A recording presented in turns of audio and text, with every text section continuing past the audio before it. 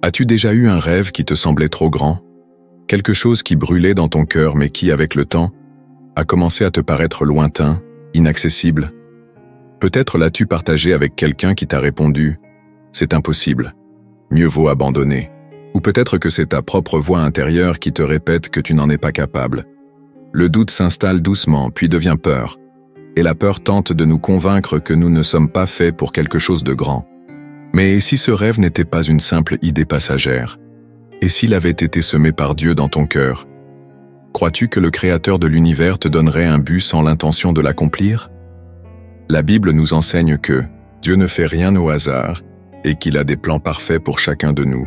Dans Jérémie 29, 11, il déclare « Car moi, je connais les projets que j'ai formés sur vous, projets de paix et non de malheur, afin de vous donner un avenir et de l'espérance. » Si Dieu t'a donné ce rêve, c'est parce qu'il sait que tu peux le vivre. Il ne fait pas de promesses vides. Il ne plante pas de semences sans avoir préparé la terre pour qu'elle pousse. Alors, la question n'est pas de savoir si ton rêve est trop grand, mais si tu crois que Dieu a déjà tracé le chemin pour toi. Peut-être as-tu cessé d'y croire parce que les circonstances te semblent défavorables, mais aujourd'hui, je t'invite à réfléchir. Le problème vient-il vraiment du rêve, ou plutôt de la façon dont tu le regardes? Es-tu prêt à découvrir comment Dieu transforme ses promesses en réalité? Pourquoi tant de personnes abandonnent-elles les rêves que Dieu a placés dans leur cœur? Qu'est-ce qui pousse quelqu'un à renoncer à ce qui autrefois lui donnait tant d'espoir? Pour beaucoup, la réponse se trouve dans les difficultés du chemin. Les jours passent, les portes semblent rester fermées, les obstacles grandissent et l'insécurité s'installe. Peu à peu, la foi laisse place au doute. Et le rêve devient un souvenir lointain. La vérité, c'est que tout grand dessein rencontre de la résistance. Oh, la peur murmure que tu n'es pas assez fort. Les circonstances essaient de prouver que c'est impossible. L'épuisement arrive après tant d'efforts infructueux. Et sans t'en rendre compte, tu commences à penser « Peut-être que je n'ai pas été appelé pour cela ». Mais les difficultés sont-elles un signe qu'il faut abandonner? Ou bien un test destiné à renforcer ta foi? Les grandes histoires de dépassement ne sont pas faites de chemins faciles, mais de personnes qui ont persévéré malgré l'adversité. Peut-être traverses-tu ce combat intérieur en ce moment. Peut-être que le temps t'a fait croire que ton rêve ne se réalisera jamais. Mais avant que tu ne baisses les bras, laisse-moi te poser une question. Vois-tu ces défis comme des barrières ou comme des occasions d'apprendre à faire encore plus confiance à Dieu? Imagine Joseph, un jeune homme à qui Dieu a donné un rêve grandiose. Il avait vu en vision qu'un jour, il occuperait une position de leadership. Mais sa réalité semblait être tout le contraire. Trahi par ses propres frères, vendu comme esclave, puis emprisonné injustement alors qu'il commençait à reconstruire sa vie. À vue humaine, tout semblait prouver que son rêve ne se réaliserait jamais.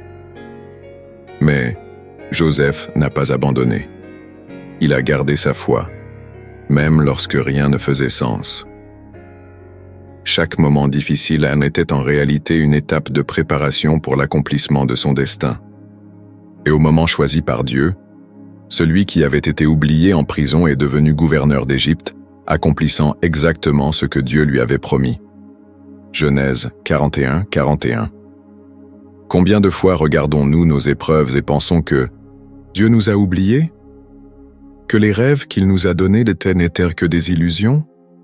Mais de l'histoire de Joseph nous rappelle une vérité puissante. Le processus peut être long, mais la promesse demeure, car Dieu ne t'a pas oublié. S'il t'a donné un rêve, il te donnera aussi la force de traverser les épreuves et la grâce de le vivre. Peut-être que maintenant tu te sens aujourd'hui comme Joseph, tombé au plus bas, sans issue en vue. Mais souviens-toi, la prison n'a pas été la fin de son histoire et ce ne sera pas la fin de la tienne non plus. Ce que Dieu a promis, il l'accomplira. Y crois-tu? Si. Dieu t'a donné un rêve, il te donnera aussi tout ce qu'il faut pour l'accomplir. Mais il y a un point essentiel à comprendre. Entre la promesse et sa réalisation, il y a un processus. Et ce processus exige de la foi. La grande question est, comment réagissons-nous pendant l'attente? Pour beaucoup, le temps d'attente devient un temps de doute. Quand les résultats tardent à venir, l'esprit commence à s'interroger. Est-ce que Dieu m'a vraiment appelé à cela? Et si je m'étais trompé? Mais faire confiance à Dieu, c'est avancer même sans avoir toutes les réponses. La Bible nous enseigne dans Hébreux 11:1. Or la foi est une ferme assurance des choses qu'on espère, une démonstration de celles qu'on ne voit pas. Cela signifie que croire en Dieu, c'est être certain qu'il agit, même lorsque tout semble immobile. C'est comprendre que l'attente n'est pas un retard, mais un temps de préparation. Le problème, c'est que nous voulons tout contrôler. Nous voulons revoir les résultats avant de faire le prochain pas. Mais son Dieu nous appelle à marcher par la foi et non par la vue. Car Joseph a dû faire confiance alors qu'il était en prison. Abraham a dû faire confiance en attendant son fils. Moïse a dû faire confiance en traversant le désert. Aucun d'eux ne savait exactement quand la promesse s'accomplirait, mais ils ont choisi de croire. Et toi? Es-tu prêt à faire confiance à Dieu, même lorsque le chemin semble incertain?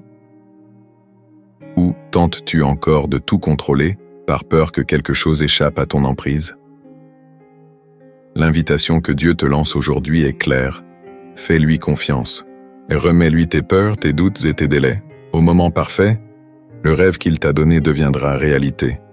Faire confiance à Dieu et croire au rêve qu'il nous a donné ne se fait pas en un jour. C'est un exercice quotidien. Mais comment vivre cette vérité concrètement? Comment garder la foi quand la réalité semble dire le contraire? D'abord, observons notre manière de réagir aux défis. Quand un obstacle surgit, quelle est ta première réaction? Te laisses-tu submerger par le désespoir et l'envie d'abandonner? Ou prends-tu un instant pour respirer et te rappeler que Dieu est toujours aux commandes? La manière dont nous réagissons aux épreuves révèle où nous plaçons réellement notre confiance. Ensuite, fais attention aux voix que tu écoutes. Le monde aura toujours quelque chose à dire sur tes rêves. Certains t'encourageront, mais d'autres tenteront de te convaincre d'abandonner. Parfois, c'est même ta propre voix intérieure qui sème le doute. C'est pourquoi il est essentiel de nourrir ta foi avec la parole de Dieu. Romains 10:17 nous rappelle « Ainsi la foi vient de ce qu'on entend, et ce qu'on entend vient de la parole de Christ. » Plus tu médites sur les promesses de Dieu, plus ta foi sera fortifiée. Un autre point fondamental, apprends à apprécier le processus. Nous sommes souvent tellement concentrés sur la destination finale que nous oublions de célébrer chaque petite avancée. Mais chaque pas compte. Chaque jour de fidélité à Dieu te rapproche du but. Alors prends un moment pour réfléchir. Comment vis-tu cette attente? Cultives-tu la foi? Ou laisses-tu le doute prendre le dessus? Te focalises-tu uniquement sur l'arrivée? Ou apprends-tu à faire confiance à Dieu sur le chemin? Se conformer au plan de Dieu, ce n'est pas seulement atteindre un objectif. C'est aussi apprendre à lui faire confiance et grandir tout au long du voyage. Dans les moments d'incertitude, quand tout semble difficile, il y a une chose qui ne change jamais. Les promesses de Dieu.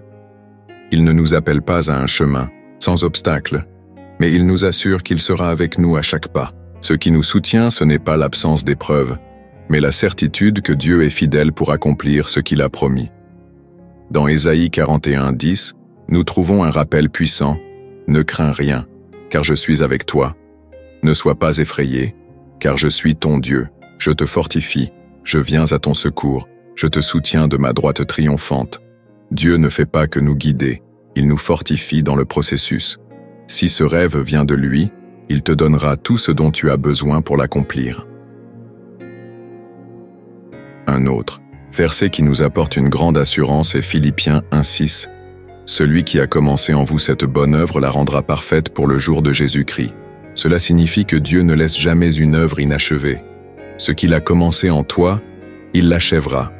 Mais pour que ces promesses deviennent une véritable force dans notre marche, nous devons y croire. Les lire ne suffit pas, il faut les vivre au quotidien. Alors, chaque fois que le doute viendra, souviens-toi.